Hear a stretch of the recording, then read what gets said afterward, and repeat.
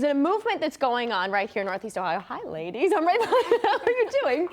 Please welcome here for this amazing healthy initiative they have going on, Jacqueline Bailey and Chantel Wilcox. How are you both? Good morning. How are Good you? to have you in here. So, which one of you wants to maybe just explain what this wonderful initiative is first? So I'll start it off. Okay. We're from Cleveland Clinic, and Cleveland Clinic cares about the community. And so maybe 5 or 6 years ago, we developed a concept called the Healthy Community Initiative.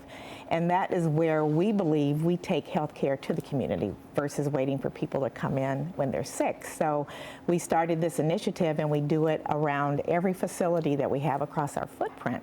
And under that umbrella of these initiatives, there's one particular signature program that we call the Health Challenge, and Chantel's going to talk about that. So it's called the Health Challenge. Yes. And so what does that entail then? So just to go back a little bit about the Healthy Communities Initiative, it's a collaboration between Cleveland Clinic and community partners, such as our local city governments, our community development corporations, some of our nonprofit organizations, and the faith-based community, along with some of our internal partners, such as the Heart and Vascular Institute, Tufts Cancer Center, Endocrinology, and our Cleveland Clinic law enforcement.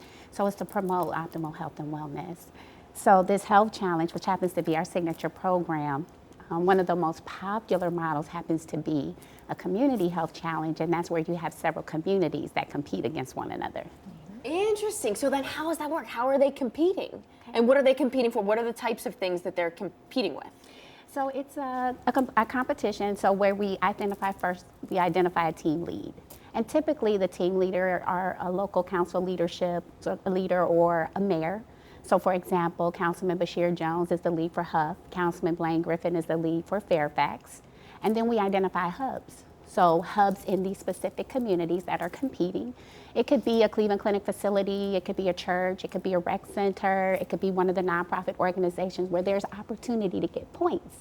So we've developed this 8-week program that happens 3 times a year with a bridge in between. So it's a year-long engagement, and we have a kickoff.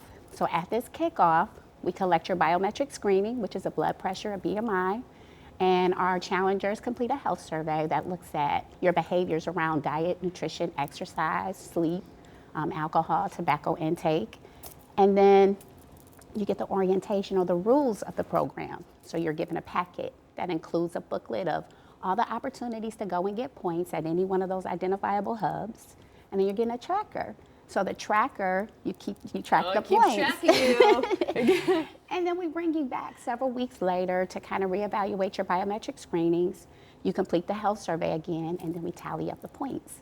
So you don't just get points for going to the hubs to get the education, but you also get points if we see a shift in some of your behaviors, or if we see any change in your biometric screenings. Maybe you lost pounds, maybe you dropped one complete stage in your blood pressure, you get additional points. So then we host the finale, and then we identify the winner. So the councilman or woman who is the winner, they walk away with the trophy.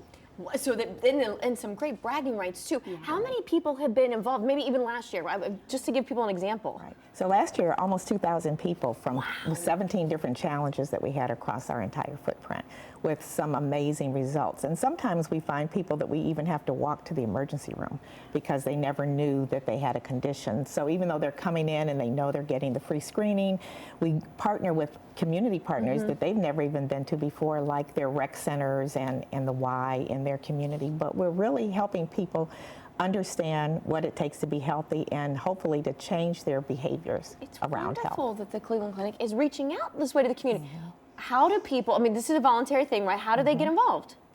So we go out and recruit people. So you do the recruiting? Yes, we oh, do. okay. We So recruit people. We send out flyers to people who have been with us over the years. Some people come back 2 or 3 times. The whole idea is to get them to have access to health care, good health care.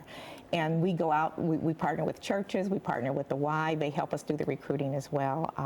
So every community is a little bit different, but we have so many partners that help us because we can't do it by ourselves. Well, I know these ladies are just scratching the surface when it comes to this. So what's the best? So you'd be in contact with them, potentially, people who've been through the system, but wonderful. Again, the Cleveland Clinic making, as if they're not already wonderful enough, making those extra steps to really help those to live their best life. Thank you both for coming in today. It was a pleasure. Thank you. We'll be back.